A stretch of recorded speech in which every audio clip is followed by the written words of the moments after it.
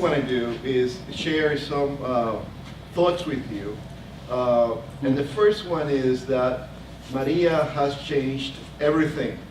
This is a new situation for Puerto Rico. It's a new situation for Puerto Ricans in diaspora. It's a new situation for the US government. It's a new situation for American people. It's a new situation that we need to understand moving forward. You have all seen the devastation that Maria caused to Puerto Rico.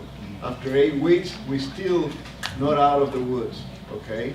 We have officially 55 fatalities. Some estimates go from 400 to 900 additional fatalities that were not classified as such. It's in dispute. I hope that, journalism will shed some light on this. Electricity was up to 40%, now it's back to under 18 because there was another crash of all places, the white fish subcontractors. Running water is still lacking in some parts of the country. Cell phones and antenna towers are limited, they have been coming online. Gas stations are functioning, but diesel is still rationed, and not all the gas stations will have supplies of them. There are still 69 shelters open, about 3,000 people. And one of the brilliant ideas of our government is to ship them to shelters in the US. We'll see how that goes. There are not too many people that want to relocate, but that's the issue that is surfacing now as contentious.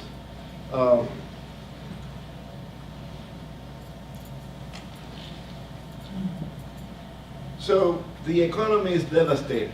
Over 100,000 homes, more than that, have been damaged. We're still estimating to what extent. 80% of the crops were destroyed. 69% of the hotels are operational, but only on their minimum capacity. Normally in the winter season, we have 85% occupancy rate. These hotels are perhaps 15–20% occupancy, and most of the people in those hotels are people that come to work in the reconstruction of Puerto Rico. We expect about 21% potential income decline over the next 15 years. That's a lot of gross domestic product that will be lost. It's being lost and will be lost. All totaling about $100 billion in lost economic output over the next decade or so, which is on top of all the decline that the Puerto Rico economy was suffering prior to this catastrophe. The images speak for themselves. What doesn't capture, what is not capturing those images is the erratic federal response to the crisis in Puerto Rico. FEMA was completely unprepared for this. They didn't have enough people in the island at the time. They were very slow in sending additional people. And when those people got there, they got to do bureaucratic stuff, filling papers and so forth, and they were not first responders in the way that Puerto Rico needed at the time. The examples abound as to how slow was this. The U.S. Comfort, which is a floating hospital, has capacity for 1,000 beds, was sent to Puerto Rico about a week later, took 2 weeks to get there. And when it got there with reduced capacity of 250 beds. A couple of days ago, they had 30 beds occupied of the 250. The Corps of Engineers that usually are the ones in charge of the electrical grids and that kind of stuff, rebuilding bridges and roads, send just a small number of people. And today or yesterday, they announced the withdrawal of troops, military personnel that was there assisting as first responders. And I'm going to skip the local response to avoid getting too much into politics. So that's the reality of Puerto Rico today. The electric grid, it's still needs in great repairs. They're trying to build it better. Well, that remains to be seen. But I will say that the local authorities' response to electric grid restoration has been to be desired. It's been very uneven. The 900 local workers that are trained to do this type of work were on task from day one. They have, exceeded all expectations. However, in comparison to Texas, where 5,300 workers were in place right after the storm, or in Florida where 18,000 workers were right there. We're not even close to any of that. We just got a few hundred workers from other utilities, and they still haven't arrived. We're still waiting for that support to come. Part of it is it's a local government problem because they do have access to inter-utilities agreements that they didn't foresee or use at the time. The task is tremendous. And because of all the things that I have said, what's happening in Puerto Rico is impacting the diaspora in significant ways, okay? We are receiving hundreds of thousands of people from Puerto Rico. Over the next 2 or 3 years, we're gonna have a massive exodus from the island. Our communities here, some of them are more prepared than others, but it's an important task at hand. We estimate, the Center for Puerto Rican Studies estimate, that just in Florida, close to 80,000 people are going to relocate this year. Okay, some people claim that more than 100,000 have relocated yet, but a lot of those people could be just traveling temporarily to visit with families or escape the hardship of that Puerto Rico is right now. But over the next 2 or 3 years, we expect that up to close to 500,000 people are going to leave Puerto Rico. By comparison, Puerto Rico lost between 2006 and 2016, 500,000 Puerto Ricans. That was a whole decade of economic stagnation. But we can lose as many people in just 2 or 3 years, okay? It's a significant exodus. This is a graphic that shows that. Those are our estimates, and as all estimates, they could be wrong. And we pray every night that they're wrong. That not too many people will really leave Puerto Rico at a time where we need the population to be resilient and to reconstruct that country. But in any case, that's a graphic depiction of what's to come. Those images are real. People were leaving Puerto Rico by the thousands in the first few days. They are still crowding the airport. The flow of airplanes and everything else is better, but people are still trying to escape hardship, and we in the diaspora are trying to bring people that need support, our loved ones, to the United States. But if you look at this graphic, which I have updated over the last few years, every conference that we have, that's the population in Puerto Rico comparison to the United States. That's what's happening. Puerto Rico is being depopulated. Day by day, we're losing population. And all of that is a function primarily of unemployment and now of the humanitarian crisis that Puerto Rico is undergoing. Puerto Ricans are going to every state. Prior to Maria, every state of the Union saw an increase in the Puerto Rican population. The main destination for Puerto Ricans has been Florida and will continue to be Florida. But look at who is emerging as other destinations. Pennsylvania, Texas, New York is not so much the magnet that it was in years past. However, those people that relocate to the United States need a lot of support services. These families are in need of counseling. There's a lot of trauma in our communities.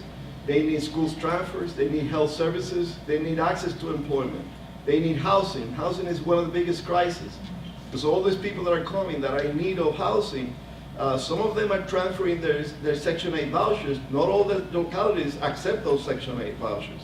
And if they accept those Section 8 vouchers, depending on the voucher, Puerto Rico may lose those Section 8 vouchers. Okay? In addition to that, they cannot rent affordable housing because they don't have an employment. They don't have a job. Others need Social Security transfers, Medicare, Medicaid transfers. The system in Puerto Rico is different from the system in the United States. So all of them need culturally competent services, services that are geared towards servicing this particular population in need. So it's time for action. It is time, like people in this group, you're concerned about the media, the image, the message, the brand of Puerto Ricans. This is a very important group. Why? Because if you look at the coverage of Maria with comparison to Harvey or Irma, it was way under. represented in the media. And as time goes on and other catastrophes and incidents happen across the states, we are forgotten. We're out of the news. Okay, so how do we keep that focus on the needs of the Puerto Rican population in the island? So our proposal is to build a diaspora solidarity movement. We've done that. So many of you, I see many friends in here, have attended all the conferences that we have sponsored. This is different because this is sectorial. We did one with the LGBT community. We're planning others with the faith-based community and so forth. But this is about bringing a group of people to look at the sector and the industry and see what is it that we can do together with our brothers and sisters in Puerto Rico to build a solidarity movement that is more equalitarian, that is more on solidarity basis than what we have experienced before. But the reality is that we have an opportunity to build a movement and build a coalition that will be long-lasting as Puerto Rico needs and as Puerto Ricans in the diaspora need. We can create an effective action network. This is just part of that effort. It's an action network that will have not necessarily a center, but many groups and efforts that will coincide in a common agenda. We need to create a more unified voice for Puerto Rico and Puerto Ricans. We need to be conscientious that it's impossible to talk about Puerto Rico without talking at the same time about the people, the Puerto Ricans. And the Puerto Ricans are both in the island and in the diaspora. So we need to build a long-term agenda for recovery of Puerto Rico, together with our brothers and sisters in Puerto Rico. The first thing that we need to focus on is that we need federal monies right now. If you think about this, I think all the collective efforts of our groups have fundraised about $100 million, right? The reconstruction of Puerto Rico is going to require $100 billion. Okay, there is no way we can fundraise our way to recover Puerto Rico. The United States has a responsibility, Congress has a responsibility, the President has a responsibility, they have a responsibility towards Puerto Rico and to Puerto Ricans. The second point is that we need to build the communications mechanisms. I will mention a few things that Centro is doing in that regard. But we need information to flow. We need to know what each other is doing. And we need to know what is it that is needed in Puerto Rico. And without an information hub that helps coordinate that effort, we're not going to go too far. If we want to go to a long-term recovery, this sector that we're trying to build here today, the connections that we're trying to build here today are important to mobilize people in this industry to continue the effort, to sustain the effort long-term. And more importantly, we need to realize that the only way to build this solidarity movement is with a civic sector to civic sector approach. That the faith-based community will reach out to the faith-based community in Puerto Rico, but the small businesses are going to reach out to the business community in Puerto Rico, and so on and so forth. Educators to educators. And that those people that make that connection and talk about the needs that we need to engage with.